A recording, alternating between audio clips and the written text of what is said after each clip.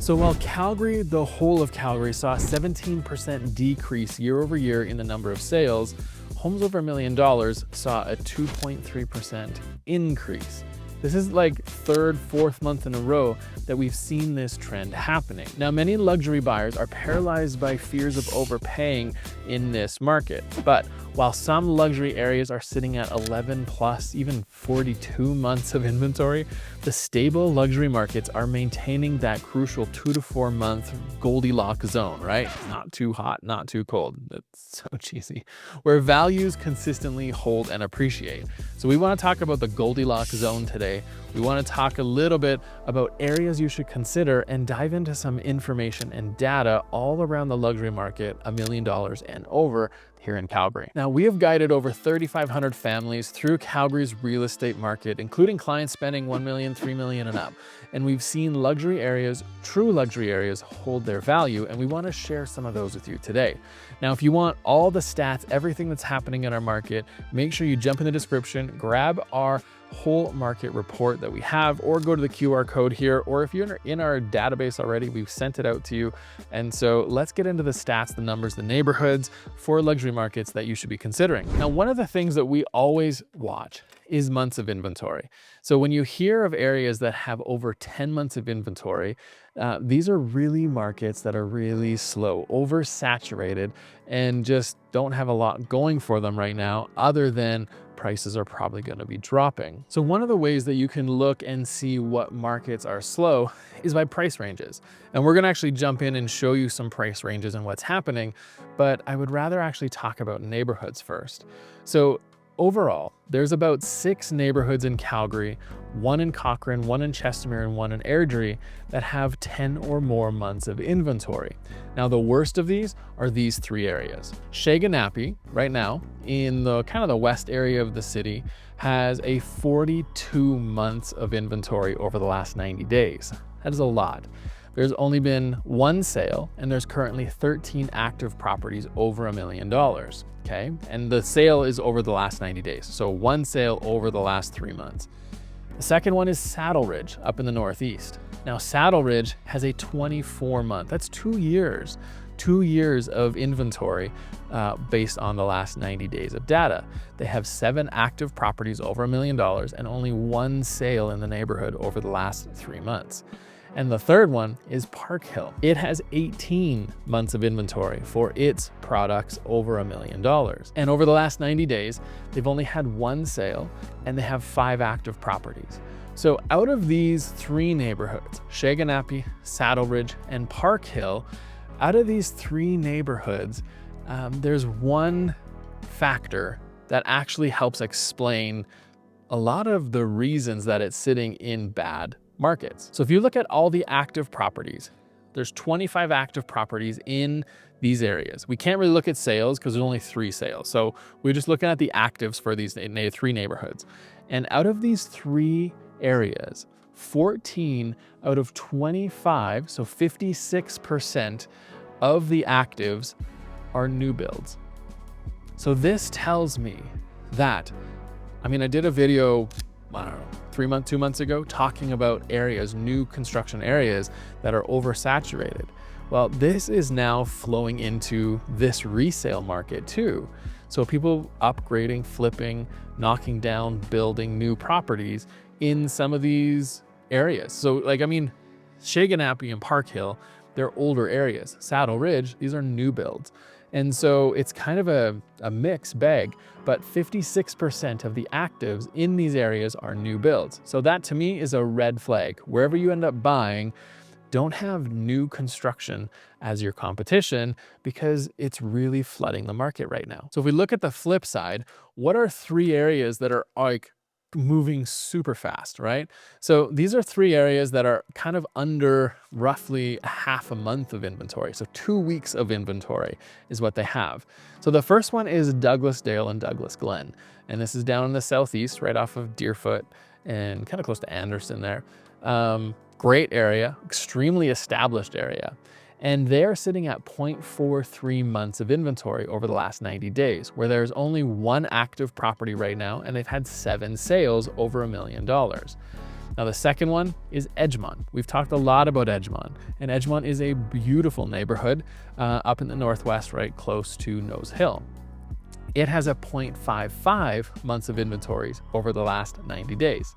And they have 2 active properties right now and 11 sales over the last 90 days. And the third one is Evergreen. So Evergreen is actually along Fish Creek Park, an established neighborhood, kind of built in like the early 2000s, 2010. So it's not like your 1960s, 80s types neighborhoods. Like Douglasdale would probably be like your 80s, 90s. Evergreen has been around for 25 years. And so it has a month of inventory right now of 0.33. It's the quickest of all of these over the last 90 days. And it has 1 active property and 9 sales over the last 90 days. So the crazy thing about this is when I apply this year built, this new build method that we're kind of keeps popping up when we're looking at data, the newest year built home of all the sales and the actives right now was 2016. In fact, 77%, 24 out of the 31 properties that are a part of these 3 neighborhoods were built before 2010. So you don't have new builds in these areas. So what this is saying to me is neighborhoods that are established and don't have new builds in them are moving much quicker. They're moving much quicker. They're moving much faster, and they have much more demand for them too. And so builders, if you're watching this, make sure you know who your demographic is, because right now it doesn't seem like you do. And I'm talking more about these infill builders in established neighborhoods, much more than kind of the big builders around the outside of the city. These established neighborhood infill builders, I don't think they're hitting the mark. And so they're building properties that are either too expensive, too big on the lot, layouts that don't work, thinking they need suites when they don't need suites, all of this kind of stuff. Like they're just missing the mark when it comes to what they're building for this luxury market. So I got 7 neighborhoods I want to talk about for the Goldilock zone that are just this like real stable, they've been around, tested and true neighborhoods that you should consider when you're buying a luxury home. But we're going to get to that in a moment. I want to talk about what is happening in our market in the city right now, just overall. So in June 2025, just $1 million and over, we had about 697 homes that are currently active. Sold, we had 266. Now that is a 2 to 3% increase year over year compared to last year. There's about 22 sales in Canmore and 37 sales in Rocky View, and I think that was 23% or 23 sales in the Foothills County, where there's a handful of sales in Heritage Point, handful in Okotoks, and about 7 or so in Airdrie. Okay, so these are all over $1 million. Now, months of inventory. What we want to see happening is these numbers to be stable like this or to be dropping like this. So when they're stable, that means that this market is stable at that kind of months of inventory when you look at their 90 days compared to their 30 days. So the 90 day to 30 day for Rocky View County is 3.8 to 3.7, 3.9 to 3.2 for Foothills. So it's actually getting better. It's moving into a quicker market. Some of these don't have enough data to fully tell you what's happening, like Prentice Greens and DeWinton, but places like Heritage Point, it's moving faster. Okotoks, it's moving a little bit quicker. Like these are all areas and cities and towns and sections or kind of neighborhoods, I guess, that are doing great. Cochrane, flat, 4.8, 4.8. That is great. Chestermere, we need to talk. That's not good. They're sitting at 11 months of inventory for the last 30 days and 7.2 months over the last 90 days. So their market is drastically slowing down when in fact, this is the time when Chestermere usually speeds up. It's summer, lake, all of those things. So that doesn't look too great right now for Chestermere. Canmore is slowing down a little bit to 4.3. Calgary is pretty much the same, 2.9 to 2.8, and Airdrie 2.8 to 2.1. So Bray Creek is under a month, 0.9 and 0.8 when you look at the 90 day versus the 30 day. So there's a lot of activity going on. Not everywhere is doing great, but most places are flat or kind of moving in the right direction. When we look at median sale prices, Canmore is sitting at 1.6, Calgary's at 1.2. And then there's a bunch of other numbers in here. You can pause if you want to look at them all. Dollars per square foot. Canmore is sitting at 937 for all the sales that happened last month. Calgary is sitting at 558. And so actually, I do want to bring up, we were walking the other day and one of our neighbors was talking about how she's thinking of selling. And we started talking about, there was a new build down the street around the corner across the park, and she was like, oh, like this builder keeps talking about how much the price per square foot is. She's like, it doesn't make sense, price per square foot, like $1,000 per square foot or whatever it was. And it was a really great reminder that price per square foot is, I only show it here because it helps kind of explain similar sized homes to other similar sized homes that compare in different locations. Now, if you're actually trying to negotiate or get a certain price per square foot home, it really doesn't work that way. You want to focus on market values, things like that. Price per square foot is very much a builder mentality, a builder way of thinking, because they have to think, what is my cost and what am I getting out? Can I spend $300 per square foot and can I sell it for $600? Well, now I doubled. Fantastic. So that's the way they think. So don't be too tied into this, but this is just a good way of understanding that a similar square foot home in Calgary would go for $558, where in Canmore it'd go for $937 per square foot, and in Cochrane right now would go for $663, and Okotoks would go for $546. So you just get an idea that per square foot based on these different areas of what it looks like. Here's all the numbers. I'll let you pause if you want to dig into them, but that's what that is. Now, Calgary market, we had 266 sales this month, and we had 260 last year. So it's increased again. Last month we had 225, and it was 210 the year before that. So we are still seeing this upward trajectory of homes over $1 million. Even though our prices are softening right now, there is more homes selling over $1 million than there was last year, when we're kind of seeing the opposite when you kind of look at the whole market, which is much under $1 million when you look at the actual numbers. So different product types. The only thing that really stands out to me here is that the townhomes and apartments, they're much higher in their months of inventory. And across all of these areas, this is just Calgary. Across Calgary, it's 2.8 for detached and it's 4.6 for semis. And that's been pretty straightforward since the beginning of the year, like for the most part. So that's, again, it's good to see that. So when we look at price ranges, we've actually now broken this out all the way in $100,000 increments right up until here, up to $3 million. So you can definitely see some pockets in here. Like I said at the beginning of the video, I was going to talk about price ranges and its months of inventory. Some areas, some price ranges that you can kind of look at and get a sense of where they're at. The 1 million to 1.1 is definitely in a seller's market in Calgary. The 1.6 to 1.7, that is also.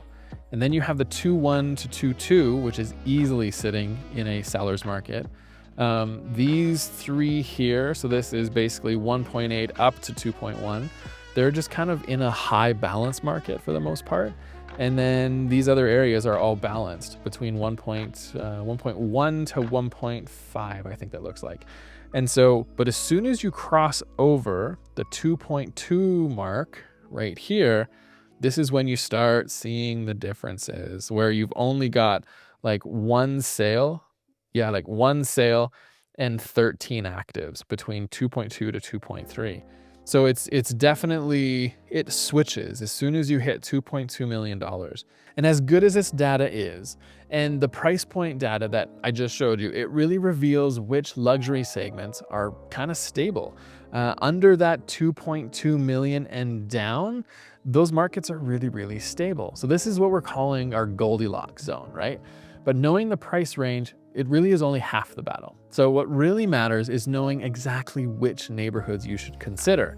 Now I've got 7 neighborhoods that I want to talk about. I have brought them up in some past videos, but they keep showing up because I want to prove this theory right. So let's talk about those neighborhoods. So I'm gonna quickly walk through some of the stats in 7 neighborhoods for you, because these are truly luxury neighborhoods that you can buy homes over $1 million that are positioned for continued strength moving forward. Because again, we wanna have that correct months of inventory range plus the price range. So those two things combined kind of give a sweet spot when it comes to the luxury market in our city. So the first one I wanna talk about is Altadore. Now, Altadore has currently a 2.47 months of inventory for 90 days and a 2.33 months over the last 30 days. Their median sale price over the last month is $1.3 million. There's 26 active properties and there's 34 sales over the last 90 days. That is a lot, right? And so Altadore always shows up on these lists. Now, the thing with Altadore is it has gone through so much transition and changes over the years that you're kind of not totally competing against builders anymore, because they've come and they've gone. And it's kind of just a mainstay in that area where the development has been so rapid and for so long. So it is an area that has transitioned very much into what it is today. So moving forward, Altadore is going to be a great neighborhood for you to consider because of the stability that it could possibly have given its price range and its months of inventory range. Now, second on the list is Aspen Woods. These aren't in any order. I think it's actually alphabetical is what it is, A, B, C, Ds. So Aspen Woods is second on our list, and they have a 2.05 months of inventory over the last 90 days and a 1.15 over the last 30 days. So it's really sped up as we've gotten into this spring market. Their median sale price last month was 1.4 million. They've got 14 actives over $1 million and 22 sales over the last 90 days. Aspen Woods is really positioned as a unique neighborhood for you to consider. They've got really high end, like you can easily spend $6, $7, $8 million in there, but you can also find some stuff in some pockets that are kind of low $1 million. And there's a lot of homes because again, the 1.4 median sale price. So you're in that 1 to 2 million range and you get a great location, like really up on the west end of the city with some incredible amenities up there. So it's definitely one to consider. Now, third on our list is Elbow Park. Now we're getting into an older, much more established neighborhood here. They have 2.06 months of inventory over the last 90 days and 1.22 over the last 30 days. So it's speeding up as we get into our spring market as well. Their median sale price is $2 million last month, and there's 11 actives right now and 16 sales. Now, if you're looking for an inner city luxury neighborhood where you can pretty much walk to anything that you want, this is an area you definitely want to consider is Elbow Park. And it's in south of downtown, and it's a great, beautiful, big tree-lined streets, everything like that. It's a beautiful area. Now, number 4 is Hillhurst. Hillhurst makes up a part of Kensington, actually. So Kensington's not a neighborhood, but it's a couple neighborhoods that has just been named Kensington. And Hillhurst has a 1.5 months over the last 90 days and is sitting at 2 months over the last 30 days. So it's slightly slowing down a little bit, but it's still in a seller's market, some great homes in there. And again, that stable range for sure. So it has 1.2 million for its median sale price over the last 30 days, 8 actives, 16 sales, and Hillhurst probably is one of my few top neighborhoods I like. You can definitely find some incredible homes in there, some beautiful streets. There's a lot of options and you have a ton of amenities. And if you need to get access to downtown, anything like that, it's literally 10-minute bike ride kind of thing. So it's definitely one of those areas that a lot of people wait to buy in. And when they do, they don't usually leave. Now, number 5 is Lake Bonavista. If I was to live down south, which I don't, if I was to live down south, this would be probably the number 1 neighborhood I would consider. I had an uncle that's lived there forever and ever and ever, and we get to go to the lake once in a while, and it's beautiful, stunning. But Lake Bonavista is one of Calgary's original lake communities, and not one of, I think it is the original lake community. And it is currently sitting at 1.26 months of inventory over 90 days and 1.1 over the last 30 days. So it is in a strong seller's market. It typically is in a seller's market. But again, this is just $1 million over, and their median price is $1 million. So it's at this price range where if you want to buy, so if you're having a hard time finding a good property, sometimes you can find like a I don't know, $7 to $1 million property, and you could build whatever you want on it or renovate something, right? And this is an area that this is happening. It's been happening in here for years, but a lot of people do that. And so that's where you end up getting that $1 million price range instead of the 1.8, 1.6, 1.3 kind of ranges. So it has 7 actives right now, 19 sales, and it is a highly sought after neighborhood that you definitely should look at if you're looking for these Goldilocks type neighborhoods. Okay, so we got 2 more. Parkdale. Parkdale is right close to Hillhurst, actually, right across Crowchild Trail. And it's very similar amenities. You can jump on the bike paths, the river's right there. But it has a 2.57 month inventory for 90 days and 1.2 for 30 days. It's got a 1.3 median sale price over the last 30 days, and it has 12 actives and 14 sales. Anything that I said about Hillhurst pretty much applies to Parkdale. Fantastic neighborhood. Some really great schools in there too, if that's something you're considering and needing as well. But the last one on our list is one that might surprise you. Signal Hill. Up on the west side of the city, Signal Hill is a really established kind of old estate neighborhood, right? You got homes from 70s, 80s, I would guess, even 90s, lots of renovations, but big houses, beautiful houses, right on the hill, easy downtown access, all of that. It's beautiful, big trees. So 1.5 months of inventory for 90 days and 2.5 for 30 days. They have a 1.2 median sale price last month, 7 actives right now, and 20 sales over the last 90 days. So all of these 7 areas, these 7 neighborhoods, these are kind of our top picks for this Goldilocks zone, where they have the right price range, they have the right months of inventory range, and they keep showing up consistently when we're looking at what are the good luxury neighborhoods to buy over $1 million. Now, if you want all this data in one place, not all of this neighborhood information, but you want data on the city and the market, what's going on, jump in the QR code description and grab our market update for this month, the report that we have. And I would love to see you over in this video here, because I know you'll like it.